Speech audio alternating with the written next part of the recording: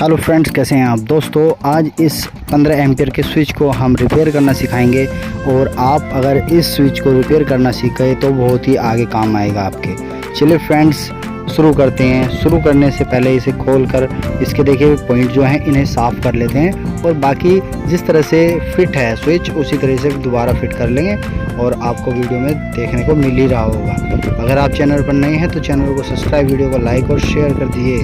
Thank you दोस्तों।